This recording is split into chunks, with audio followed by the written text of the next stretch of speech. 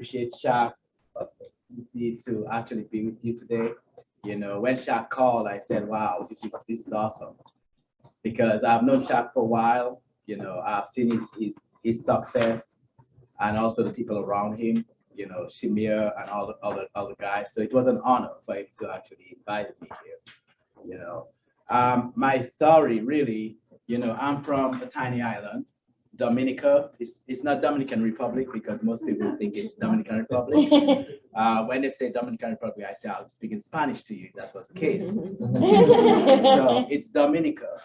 I grew up in a very humble setting. My parents did not have a lot. But one of the things, though, I decided on growing up was that I did not want to, I wanted to do more than my parents would do. And one of the things that I saw as a way out was education. I said I have to actually make it out, because I went to school, high school. I actually started late in terms of, getting a fresh start in terms of, because back home in Dominica or in the island as a whole, to actually go to high school, you have to pass an exam. You have to pass an exam. Wow. You have to be at a certain age to pass that exam. If you were 13 and above, you could not go to high school. Wow. Because of the limitation, because of the availability of getting into high school. So when I started off, I did not take that exams. I was age 14 when I get there. And so what I decided to do was to really do well given my situation. So throughout my elementary school, I was a top student. I worked really hard. And somebody took notice and then gave me a break to get to a Catholic high school, which was one of the top schools. Once I get in there, I outperformed everybody, and towards the end of high school, in terms of graduating, I was a student of the year. I actually, I turned out, I got I was number one in the class, like the entire school, and I was given like about 10 awards during graduation. And then I went to community college. We don't have a lot of universities in the islands. So you could either go to the Western, Trinidad, there was a university in Trinidad, University of the West Indies, and in Jamaica and Barbados, three places. But I always kept my eyes on coming to the United States, and so there was a scholarship being given by, the Dominica, my country. And so I always kept my eye on that. And so I was given an island scholarship to come here because of, doing well in school. And when I came here, I was sent to just do accounting. And then I decided that I wanted to couple, in IT to that, because computers, in my opinion, was becoming a big thing. And I kind of had a vision that if I'm going to do accounting, which was very manual, I know that there was going to be some automation to that. So I double degreed in 4 years with a high GPA, and from that point on, things just started. I never struggled for a job, And so when I started working for the government, I was given an IT manager position. I had people that I was supervising. And then, but something wasn't right, because the idea of going to a job and, having somebody tell you what to do. At the time I had young kids, he was born and I had another little one. And I said to myself, there should be a better way. And so when I was approached, we gave Walter a chance to actually, come to our home. And then actually, I was recruited before that, before Walter. Cindy, Cindy for Casablanca. She actually recruited me for a guy that she was training, and they took my IBA but never showed back up. Wow. What? Never showed back up. They did, they did the life insurance. They set up, like a mutual fund for us. Got the IBA. I was the hard recruit, because for me, if I see something and I see something that's good, and you tell me that I could make some money on the side, I will give it a shot. And so I got that opportunity to work with them, but they never showed back up. They just recruited me and they were gone. Wow. And then when Walter came along, he talked to my wife and I, and my wife was very reluctant because of what they did. It's like they never showed back up. But anyway, I told my wife, give him a shot, give him a chance. And so he came. He came like about an hour plus late, for the appointment. And that wasn't good because, if you're in business, you want to be very serious about your business. Do what you say you're going to do, right? Yes, yes. And so my wife, again, was reluctant to even have the appointment. I said, just be patient. So he came, he recruited me. And so I got involved in 1998, but did not do anything for 4 years. I was just, showing up to the meeting, every so often. But one of the things that I did, I got all my licenses right away. Don't waste time to get all your licenses. Get all your licenses, okay? So I got all my licenses up right away.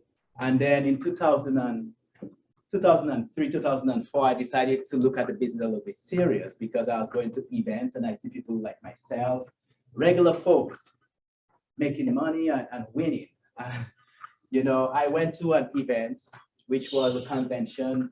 The convention, don't miss the convention, go to the convention, because to me, it's really a mind blower. You compress, 6 months of working in this business in a couple of days. So I saw this guy going up the stage, and the guy was kind of tripping on himself, trying to get on the platform to talk. And I said to myself, what's wrong with this guy? Is this guy drunk? And so when the guy started speaking, the guy was very eloquent, very fluent, and they said that the guy was making $500,000, and that blew me. I said, if this guy can make 500,000, I can make $1 million. That sold me off. That to me was, like a mind breaker. It was a breakthrough for me. And I said, and all he said was, all he does, he get people involved in the business and he loves them. He treat them right. He makes sure that they win. They have everything that they need to go out and make money. And I said, I can do that. This is not difficult. I make 500,000. So that was it for me. I got sold out. So even my wife got sold out, by attending, the convention, because she saw all these people from all walks of life. I saw a guy with a team, and these are just some breakthroughs you'll have while you're in this business. I saw a guy being pushed, in a wheelchair. The guy has no arms, no legs, and he had a team around him. And he had something in his mouth, like a poker, to actually help him do stuff. But I said, if this guy could do this, I have 2 legs, I have 2 arms. Yeah. You mean to say I cannot win here? So you would find some things that will really knock you out in this business that will actually say, you know what, wow, it's doable. Okay. And so started working for the government, making 120,000 with benefits. And so, I after doing this business for a while, I got really passionate about it. And one day I just quit the job. And then after I quit, I waited for about an hour or so, and then I called my wife and told her I quit.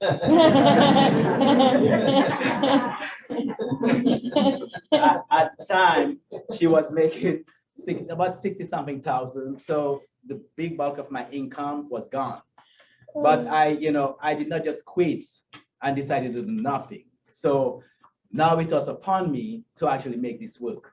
It's like I burned my bridges. It's like I got on an island, I burned the ship. So there was no way out, right? And so what I started doing earlier on, and the business can be approached in many different ways. Okay, don't make this complicated. It's not a difficult business.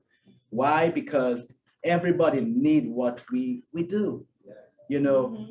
Everybody has to retire. So they need what we do. We need to sit down with as many people as possible. Don't worry about the no's. Focus on the yes. It's like flipping a coin. You're either going to get a tail or head. But what do? You don't say, well, I'm upset about the tail if you're looking for head. Just focus on getting the head, and then everything will be okay. And so what I did early on, I actually decided to actually talk to everybody. I would see you, Shaq, and I would say, hey, are you looking for an opportunity? My name is Anthony Malone. Would you like to make more money? Anything works. Anything that you say to somebody, you will not say the wrong thing to the right person. Okay? You understand what I'm saying? You will never say the wrong thing to the right person. So don't care about the people saying no. They're not slapping you in the face or hitting you, right? It's just words. And if you can get past that, then you will do all right.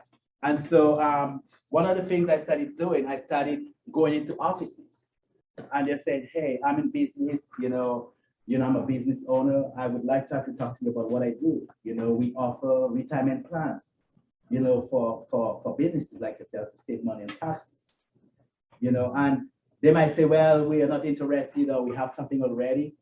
I did not care, but somebody was going to tell me yes. It was not going to be all no's, right? And so I did things like that. I would go to a grocery store and I'll push a cart like I'm shopping, put things in my cart. And if I see somebody like somebody who is married or somebody shopping, an adult, I'll just approach them and say, hi, how you doing? Smile. Don't be prospecting, being serious, not being approachable. Make yourself attractive by smiling. Okay, but you don't smile like, what's wrong with this guy? But you walk around and if somebody take eye contact, you smile, make yourself approachable. And you say, oh, by the way, listen, do you know anybody in the area? We just opened an office. Do you know anybody that might be looking to make extra income? And the person might maybe say a couple of things, well, what do you do? And then you express yourself, well, we're in the area of financial services and we help people get out of debt, save money for retirement, things like that. And they might say, well, I have some debt, can you help me out? And then you set up an appointment. I would print flyers with something that you want, and I would go to Costco. I'd go to Costco, and then when you have at the time you'd have people, in the store, workers, managers, and they'll say you can't do that here. I'll say, why not? I'm a client like I'm a customer like everybody else, right? This is public. They said, no, you can't, prospect people here. So they will kick me out. Right? So what I would do, I would pretend like I'm going to my car and then get out again and in the parking lot, pass out flyers. And they would come back and, I got kicked out of several, stores like Giants and, anywhere there were people, I would go, But that's how it was, in the early days. Listen, when you're on a mission, nothing can stop you. When you're in the huddle, when you're focused, you can make things happen for yourself. It's just a matter of focus. First of all, you want to actually visualize what you want, okay? If you say, well, I need to at least talk to 20 people, at least go on 10 appointments, you have to kind of visualize it, write it out there, and then put a game plan in place. Where am I going to actually see these people? I'll have some sort of game plan, and then once you have the plan in place, then you execute it, then you go into action. At first, it might be daunting, it might be scary, but you do it anyway, because the more you do something that you don't like, is the more you get used to. You understand? You get used to it, and the more you do it. In other words, fear is something, if you don't control your fear, it will take over. It's like, say you have a nice garden and you have like little weeds growing. If you don't pull the weeds out, eventually you come back in a week and you'll have a garden of weeds. So what you do is, if you do the things that you fear most are the things that you should be focusing on doing and doing a lot of, because behind that fear is your success. Okay? Bruce always say that, in order for you to get success, which is on the other side, you have to pass through a city of dump. Okay? You have to go through some crap. And that might be a lot of no's from people that you know. Okay? But do it anyway, do it anyway. I actually have some pointers for you, in terms of working in Primerica. Working in Primerica is really face-to-face. Face-to-face, you're face in front of somebody else's face, and also getting a check. You can't just be talking and not be making money, okay? You want to actually help someone so they could give you a check, and then you can get compensated for what you're doing. If you're in business, you want to run a profitable business, okay? For me, and what I teach my team is to have a balanced business. What does that mean? It means that when you sit down with a client, you want to help the client with every given situation, every given area of their financial situation. Okay, the company, has the wheel as we know it. There are so many things that we do. Okay, some people in Primerica focus on just one thing, a couple of things, but you want to actually be someone that somebody can look at as this guy can solve my financial challenges. Okay, be a solution. I would say be someone that you like a problem solver for people's finances. Okay, that means that I do an F&A. Some people say, well, this is a little bit manual. I just want to be on the fly. Do some life insurance, some investments. Well, if you do an F&A for someone, you have all these areas that you can actually address for the clients. People want to know the cash flow. How am I looking at the end of the month? Do I have any money left at the end of the month?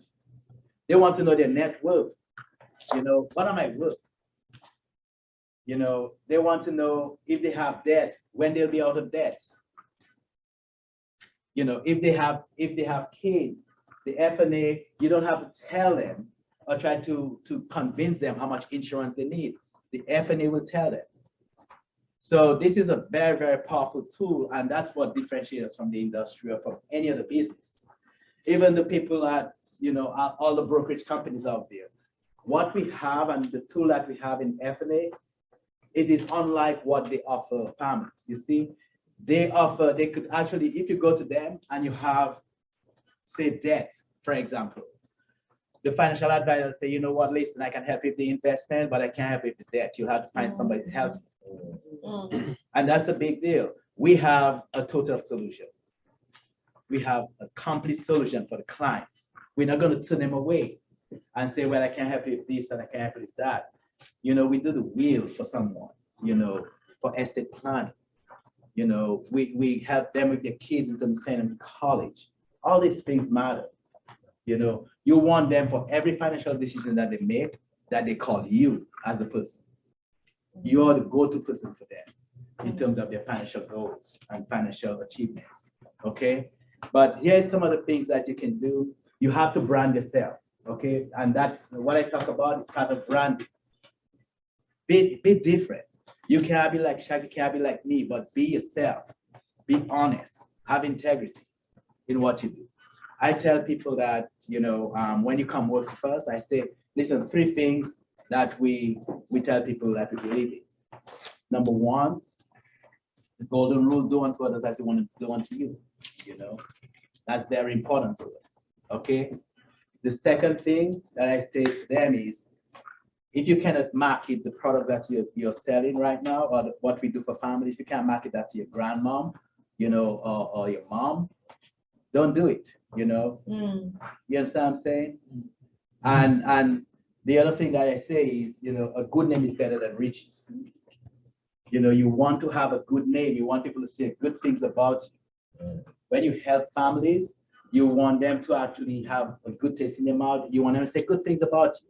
This guy's a good guy. He's looking after our interests, for my family and myself. You want them to say good things about you. These are 3 things, I pride myself on. But you have to brand yourself. It's very important, as someone who can provide a total solution for people's financial situation. Using Vitam Invest Difference, make sure that you put an investment in place for people when you do the life insurance. If you're not licensed in the investment, with your investment, use somebody in your office. Use somebody who is licensed and say, hey, listen, today what we're going to do your insurance to protect your family, but I'm going to get you the best investment specialist that we have in the office to talk to you about your investments. And when you get your license, the person can move the money back to you, so don't leave it for chance, because if you don't have that person with the investment and somebody comes along and talk to them about the investment and other things, you're going to lose that client. We do agent change in our business, and the person who appeals best to the client, that's who the client goes with. you know, and you can't be upset with that agent because it's what the client wants. It's always what the client wants, not what the agent wants. Okay. No, you know, study your craft, learn your business. Okay. Learn your business, learn how to do things. Pay attention when leaders are speaking. You know, take notes and go just like you study for exams when you go to school. Like if you're taking a course, you study the course, you learn the course. This business is the same way. If you look at this business as a way out for you, you want to actually learn your craft. And I'm not saying that you learn everything before you go out there. I said the best way to actually learn this business is go out. Even if you don't know, make a mess and let your upline, you know, clean it up for you. Okay? That's the only way you're going to learn, by making some mistakes, learning through the process and getting better, you know, getting better. Okay. Okay, so another thing also, you know, in terms of creating activity, what about this, you know, and again, you know, I'm saying that maybe one of you might do it. What about going in your neighborhood with some cards, you know, and introducing yourself? Have you ever thought about that? Like door to door, you know, go to, you know, your neighbors and say, hey, listen, I started working in this area in financial services. If you need help, you know, call me. Just nothing simple. You're not trying to convince them about getting an appointment, but just giving them your card. You know, you never know. Something might come up. You might just knock on the right door, right? After an appointment, what about going to the house next, you know, to the right and to the left, you know, and introduce them, hey, you know, my name is Anthony Malone. I just helped your neighbor, you know, in the area of finance. I was able to help them set something aside for the kids' college and help them some life insurance, you know, and some investment, the retirement. You know, if you need my help, give me a call. Here's my card. And have a brochure to give them. Maybe, you know, a great brochure is Primerica has it, you know, and it has all the companies, all the things that we do, and that to them, you know. Again, this is just, you know, sowing seeds. If you have a garden and you sow a lot of seeds, at least something is going to pop up, you know. Unless you bought the wrong seed or no seed, you know, it's not good seed. You think it was seed. But if you plant, then you should have some sort of habits at some point. Okay. So another thing is, another thing you can do if you have someone or you go to a grocery store all the time and people see you there, what about setting up a booth there? You know, what about talking to a manager and say, hey, is it possible to have a little table here to hand out some flyers, promote my business? That's an idea, you know, that you can actually, as people pass by, you could have some spread of brochures and hand something to somebody. Somebody might maybe come along, and out of that client, you can actually, you know, do more of that stuff. You could do that at grocery store, you could do that at a church that you go to, right? Center of influence. Who are some of the people you consider to be center of influence? Maybe have coffee with them or something. Let them know what you do. These people know a lot of people, and if they know what you do, then they can actually, you know, refer you to some people that you might make clients at some point, or maybe even recruits, right? You guys have heard of STEAM, right? STEAM. Yeah. Utilize it on your friends, people that you know. Okay. Hey, Shaq, I know you're not interested in my business. You know, I know you're making all the money in the world, but listen, I'm trying to grow my business, right? You know, can you help me out? Who comes to mind when I say who's the best, who is the most motivated person that is money making? Not you now. You're not money motivated. Who's the most money? You know, because you go like this by taking it away from the person that you're speaking to. Nobody likes to be left out of something. You know, people are competitive inside, and by saying, "Man, you're making all the money in the world," you know, I know you're doing all right, but who do you know who might want to make an extra $2,000? You know, that's not for you. Okay, who comes to mind when I say who is the best salesperson you know? Who is the most motivated person that you know? You know, but not you. Okay, you keep them at bay, and you know that kind of, you know, bothers your mind. Okay, you never know. They might say, well, I'm interested. No, you're okay. You understand what I'm saying? You take it away from them. Nobody likes things to be taken away from them. Okay, so use the same on people that you know, and you might maybe get one or two names. And then you call the person up and say, hey, listen, I was talking to so and so, and he said that you're the best, salesperson that he knows. Listen,